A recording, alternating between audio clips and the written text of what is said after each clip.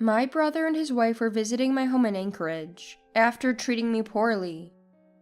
Electricity is expensive, so we'll live here until spring. Unlimited AC use, how comfy. Bridget, we're borrowing your place for a while, so please leave. Sister-in-law Libby announced. I simply replied, sure, good luck with that. Confused, Libby said, what? But I left my house anyway. 2 days later, the tragedy that befell Libby was... My name is Bridget. I'm 60 years old.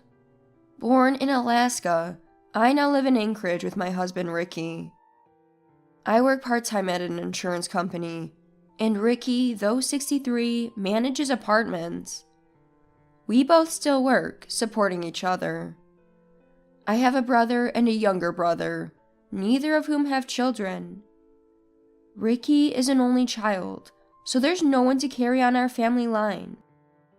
My brother Bert, whose wife has passed, lives alone in an apartment managed by Ricky. My younger brother Terrence moved to Boston in his youth, and only 3 years ago, at 45, he married Libby, a woman 3 years his junior.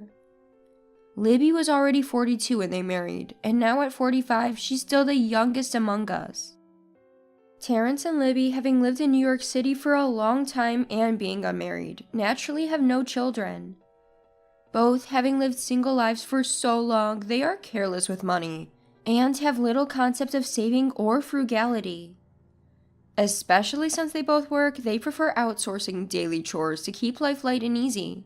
A city lifestyle mindset. Very different from my rural one. And this woman, Libby, clearly looked down on me. As a woman, she's about 12 years younger than me, still vibrant and confident, wearing trendy makeup and accessories with natural grace. I, on the other hand, am more modest. At 60, working a part-time insurance job, I'm not particularly flashy or outstanding. Though I work, I'm not an ambitious career woman, so I live a moderately comfortable life with Ricky, relatively simple and unassuming. Ricky likes to drink, but I'm not much of a drinker myself. In terms of external qualities, I seem to be generally inferior to Libby, and she was very much aware of it. So, at Terrence and Libby's wedding at a renowned hotel in Boston, Libby looked at me and said, "Bridget, thank you for coming today. You should have dressed up more, no need to be shy." I managed a strained smile and replied, "Well, this is good enough for me." Her clearly biased remark and the sense of inferiority it brought made me feel suffocated being there. With that past, Terrence and Libby were moving to Alaska. They worked at the same company and were transferring to the Anchorage office together. From what I heard from Ricky, my brother Bert had learned from Terrence over a phone call that this move wasn't exactly a promotion.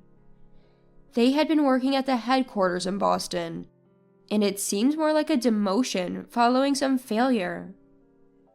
Terrence, also born in Alaska like me, felt a bit like he was moving from the city back to the countryside. But Terrence and Libby didn't seem too shocked by the move, and visited our house first before settling anywhere else. Our home is just a 15-minute drive from their Anchorage office, which made it convenient for them to temporarily stay with us. We agreed to host them, thinking it wouldn't be much trouble. However, living together turned out to be more challenging than I had anticipated. Upon arriving, "Bridget, long time no see. We'll be in your care. I'm part of this house now, so I can use it freely, right?" Libby said. Despite feeling that it was my place to offer, "Yes, feel free to use it. It's good to stay here while you look for your own place," I responded. Libby suddenly asked, "Yeah, sure, I'll take my time. Do you have any alcohol?"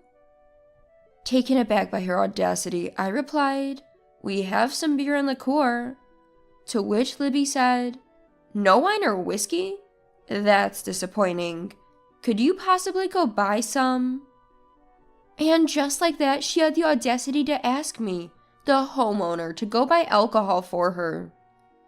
Though I was 12 years older, Libby's flashy style contrasted with my modesty, feeding my insecurities and making it hard for me to stand up to my younger sister-in-law.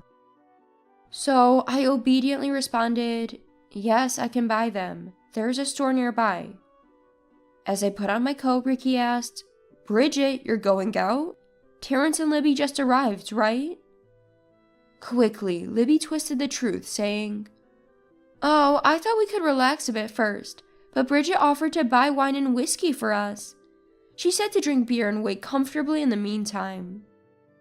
She misrepresented the facts to protect herself and made it seem like my voluntary consideration. This attitude of Libby taking control in every situation became the norm as soon as she arrived at our house. She maintained a good image in front of the men, portraying herself as the perfect wife. I found her personality repulsive, but seeing Ricky and Terrence enjoying life with Libby, I kept my complaints to myself, not even sharing them with Ricky. With Libby around, my weekdays turned into either socializing with colleagues or serving as a housekeeper for the three of them at home, always cooking and serving drinks. Libby's treatment of me escalated. Sometimes in the kitchen she'd say, "Make hot wine today and just whip up something with ham. Can you add that?" She demanded such things as if it was my duty, without contributing to cooking or housework herself. When drunk, she'd come into the kitchen and say, "Look, Bridget, you know what? I'm doing you a favor. There are no children in our family, so technically, I'm the youngest. Eventually, Ricky and you will need my help, right? It's give and take, an investment for the future. We haven't known each other long, and the day you two can move around isn't far. I want you to work hard now. Am I making sense? You understand, right?" Her twisted logic justified her whims, expecting me to comply. Ricky and Terrence, not the type to step into the kitchen, seemed to enjoy having a convenient hostess nearby, oblivious to my struggle. Rather, she made it seem like I enjoyed doing it, so they were under the impression that there was no problem at all. As I cooked various dishes, leftovers accumulated in the fridge from yesterday or the day before. The type of alcohol they drank changed daily, and with it, their demands for matching dishes. On days when they weren't specific, I served from the fridge, prioritizing dishes nearing their expiration. Libby never complained in the living room, but she'd bring her plate to the kitchen later and say, "Bridget, you're so forgetful. You should know that dishes like these don't go with wine nights like today. We should have prosciutto, crackers, and olives. Maybe you don't understand, having not worked much in an office. A mistake like this would be fatal at work. You'd ruin your career instantly. You should take this as a learning opportunity, considering how sheltered you've been, Bridget." She belittled me, treating me like an incapable worker and a servant, forcing me to redo things. After over a month of this, on a bitterly cold day in early February, with snow blanketing the outside, they planned to drink at home again. I prepared dinner as usual. We ate, I washed the dishes, and then it was time for them to enjoy their drinks. As always, I efficiently provided drinks and food, but as they drank more, Libby, who never prepared anything herself, came to the kitchen. "Bridget, I always like this, but can't you be a bit more glamorous and bright? You're so plain and gloomy, it's almost contagious," she said. I was annoyed but replied, "Well, I do wear makeup when I go out for work or shopping during the day, but I usually take it off after coming home early, so as not to disturb everyone's shower time. I guess that's why you see me without makeup often. And yes, I admit I'm naturally plain." I tried to brush it off with a faint smile, but that day Libby was more persistent.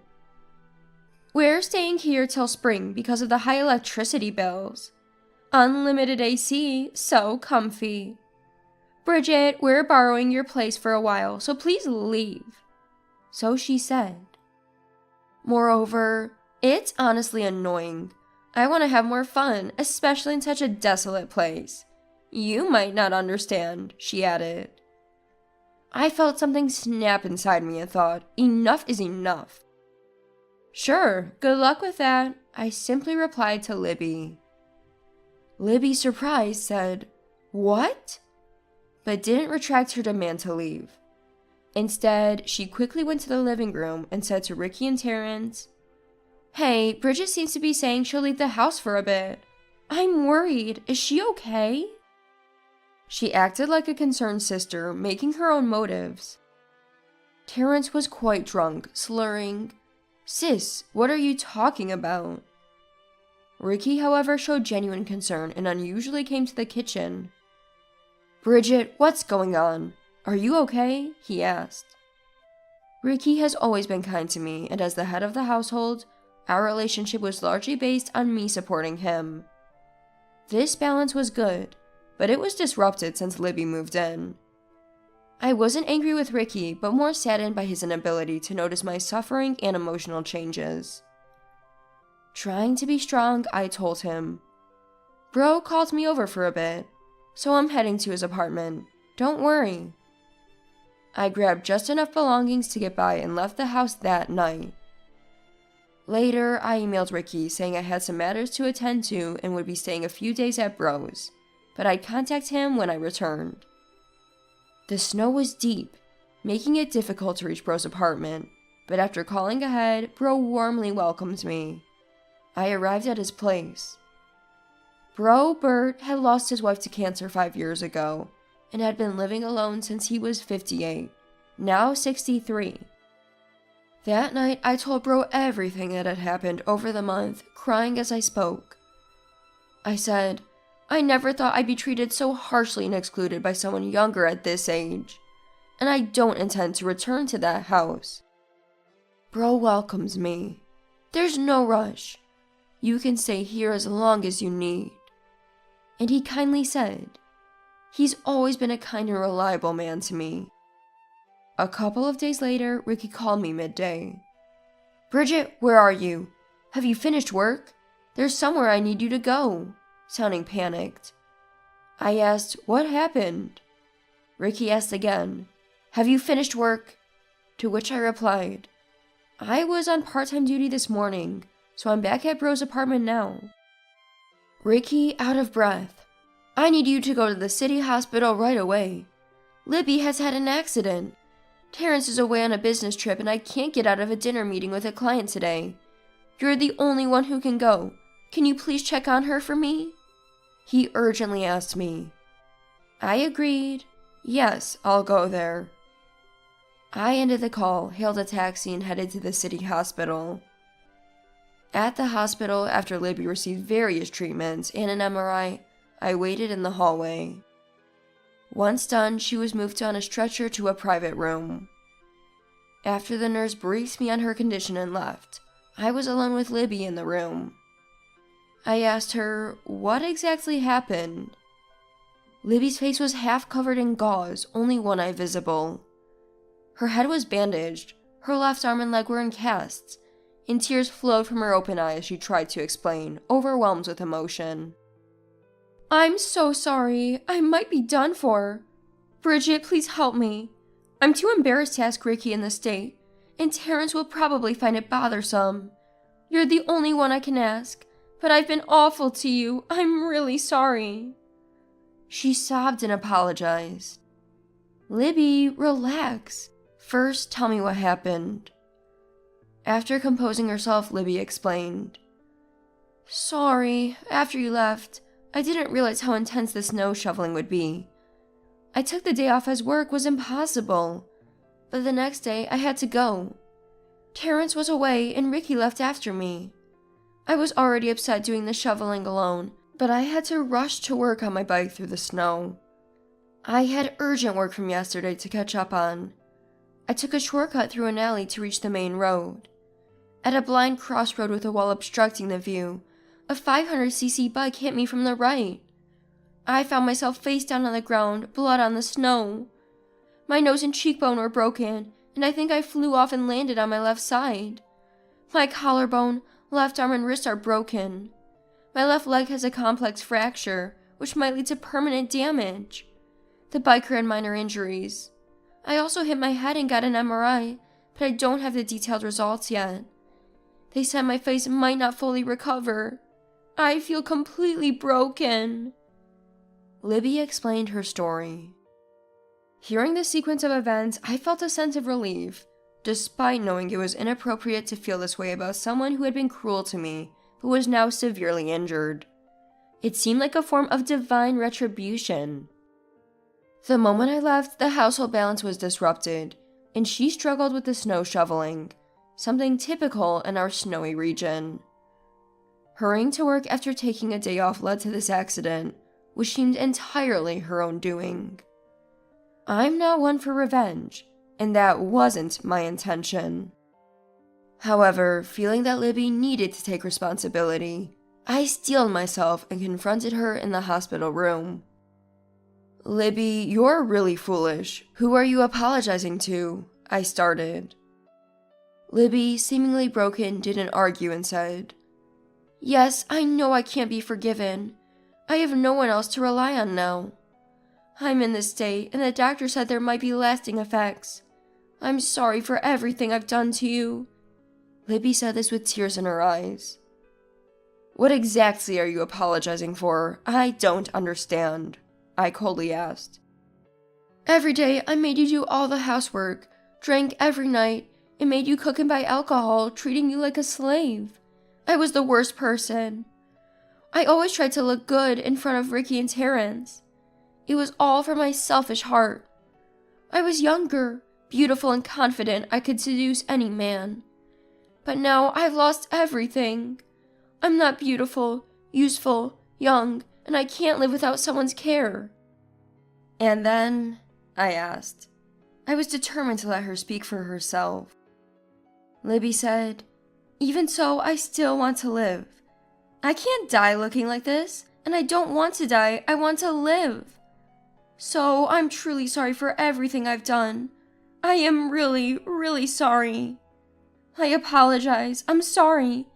Whatever I can do as I recover from these injuries, I will do anything. So please, help me. Take care of me.